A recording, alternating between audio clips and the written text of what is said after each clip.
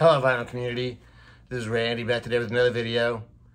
Alex at Motoric247 has come up with an experimental tag for the vinyl community. This is I think it's the second year. I know it's at least the second year that he's done this. He did one last year that had 10 questions. This year's experimental tag has only 5 questions. Yeah, experimental tag, it's been really good. I've seen a lot of really good responses so far, and I've seen a lot of records that I've never seen otherwise. So yeah, it's very cool. See some new stuff and different things. And I just now watched a few minutes earlier this morning. I watched Embryonic Robot. Brian was showing his, and he mentioned at the beginning of the tag how great that was for him, because he really likes a lot of experimental type music. He has such a massive collection of records anyway. But he has a good experimental selection too, so he had a great response to the tag. Maybe I don't like experimental music all that much. I think for the most part I like to hear a melody, and I like sort of the basic instruments, guitar, bass, drums, piano, saxophone. But anyway, so I want to do a response to this tag though. So I'm doing, so this is a response to Alex's experimental tag. This is a experimental tag for kind of like for some of this music, it's hard to listen to. People say it's not for everybody. And so my response to this tag is going to be response that's for everybody. This is the mainstream response to this year's vinyl tag. So the first prompt that he has is to show an album or song with minimalism. I'm showing this CD, homage to Charles Parker. This is a CD by George Lewis, trombonist George Lewis. We're hearing the song right now that is called Homage to Charles Parker. There's only 2 songs on here. And the blues song has a little bit more instrumentation, but this one you can hear right now is very minimalist. There's like some wind blowing there now. So it features Anthony Davis on piano. Not a whole lot of piano though. Douglas Ewart on cymbals, alto sax, George Lewis on electronics. He's mostly a trombonist, I think. Tenor trombone he plays on here, but electronics is what they list first. And then Richard Teitelbaum playing polymoog, multimoog, and micromoog synthesizers. So this is my minimalism choice, just because it's so quiet, and they're playing minimal amounts of notes, it sounds like, and making minimal amounts of sounds. George Lewis, homage to Charles Parker. Show an album or song that evokes a dream state. Patti Smith's first album, Horses. I think this sort of qualifies as experimental, because she was really a poet. I think she was mostly thought of herself as a poet, and maybe a record reviewer up there in New York. And, Kristen, she got her together with Lenny Kaye and the rest of the band, and made history when they set her poetry to music. I guess it had been done before. Jack Kerouac did some, read some of his poetry and prose, I think, too, with jazz backing. But this was really more where she was singing. But there's a couple of songs on here that evoke a dream state. The first one, here's the actual cassette. The first one, I would say, is Birdland. I think I got the names of these songs right. Birdland, that's the one where it almost sounds like she's reading a poem. It's real quiet with some piano background, and she talks about a boy and his father died, and he remembers riding on the shiny red tractor.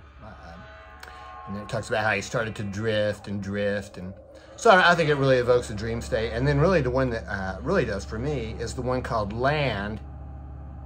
And that one is the one that evolves into Land of a Thousand Dances. But Land, that's the one that starts out where she goes, boy is in the hallway drinking a glass of tea. From the other end of the hallway, a rhythm is generating. So that just sort of evolves like that. And it goes on, and yeah, that guy goes into sort of a dream state too, I think, after he gets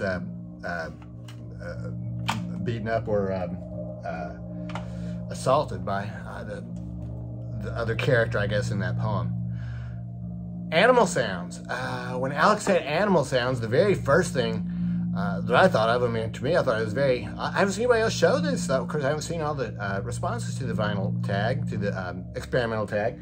But to me, Pink Floyd, you know, animal sounds, and then the immediate song is, you know, Seamus.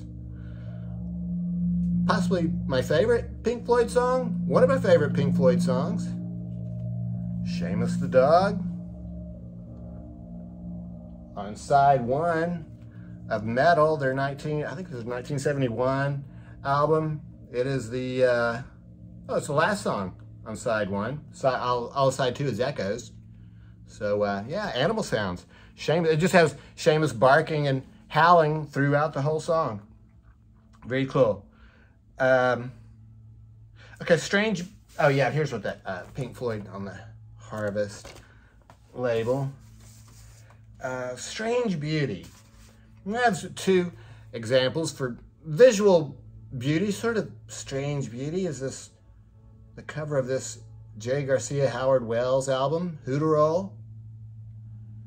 This woman who is pictured on the front, I would say she has sort of a strange beauty. She's wearing the turtleneck with all the symbols all over it, and just sort of the expression on her face. There's Howard and Jerry sitting in the, looks like they're sitting in the park there. I don't know if they're in the park or not. They're sitting on a sort of a love seat or a sofa. There they are. Yeah, holding up an issue of Scientific American. So yeah, Strange Beauty. So that would be for visual beauty. That record was on this Douglas 5 label. Douglas 5, it's the only record I have on the Douglas 5 label. Came in this very cool red sleeve, red inner sleeve.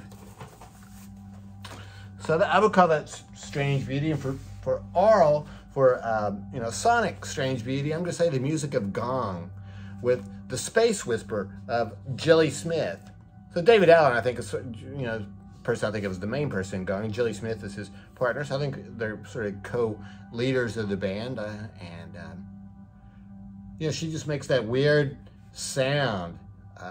It's not really, well, she does sing some words too, but a lot of what she does is just a space whisper. Strange Beauty.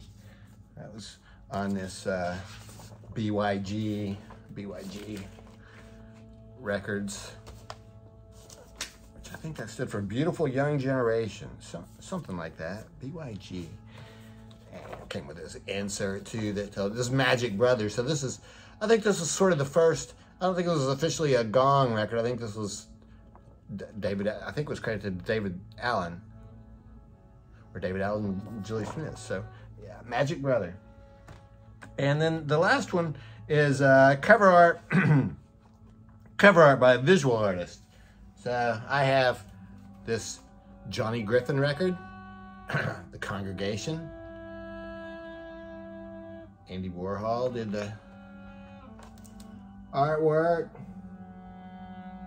This is a Music Matters reissue from 2013, I believe.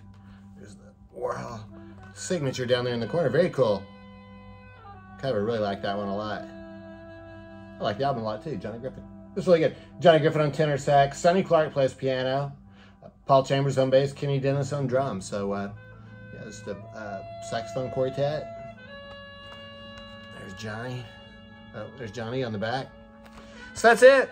That's my my mainstream response to this year's experimental tag. And yeah, let me know what you think about these records. And thanks for coming up with questions, Alex. Were good questions. And yeah, I hope everybody's doing well. Yeah, thanks very much for watching.